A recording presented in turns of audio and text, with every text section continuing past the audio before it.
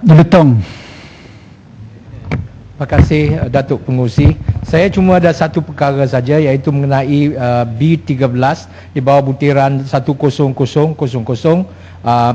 emoluments sebanyak 246 juta dan juga butiran 20000 perkhidmatan bekalan berjumlah 283 juta ringgit.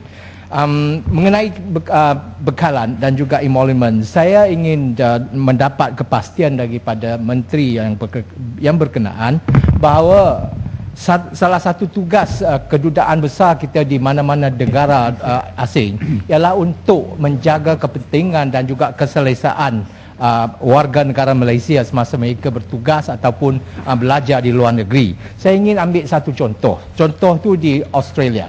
Australia merupakan satu negara yang begitu besar benua geografinya. Akan tetapi di situ kedutaan besar terletak di Canberra. Manakala Consul General ataupun Consulate General pejabatnya hanya terletak di Perth. Dua tempat saja. Walaupun begitu, di kota raya Melbourne, di mana sekurang-kurangnya terdapat 25,000 warga Malaysia bermastautin di situ atas tugas-tugas masing-masing ataupun untuk belajar, dan seringkali mereka harus memperbarui pasport Malaysia mereka. Walaupun tugas pasport Malaysia itu ialah satu tugas di bawah jurisdiction dengan izin Kementerian Dalam Negeri. Akan tetapi kedutaan besar di bawah tugas konsulnya ditugaskan untuk menjadi facilitator supaya pembaruan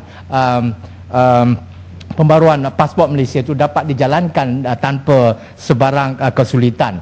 Apa yang saya dapati ialah Consulate General Office kita di Melbourne yang beralamat di 4K High Street Windsor di Melbourne tu, nampaknya prestasi dan juga mutu perkhidmatan untuk bantuan kepada warga Malaysia itu tidaklah begitu cergas dan tidaklah begitu yang menjaga sangat tentang kehendak dan juga kemahuan warga Malaysia. Dan saya ambil satu contoh lagi, apabila seseorang itu harus memperbarui pasport Malaysia mereka, salah satu syarat ialah untuk memperolehi satu certificate of good conduct. Walaupun sertifikat ataupun sijil ini dapat diperolehi menerusi perkhidmatan e-council yang terdapat pada laman web Kementerian Luar Negara, akan tetapi kadangkala sesiapa yang pergi mengunjungi pejabat Consulate General di Melbourne tu, warga Malaysia kita tidak dilayan dengan cara yang sepatutnya, dan mereka diberi pusing-pusing,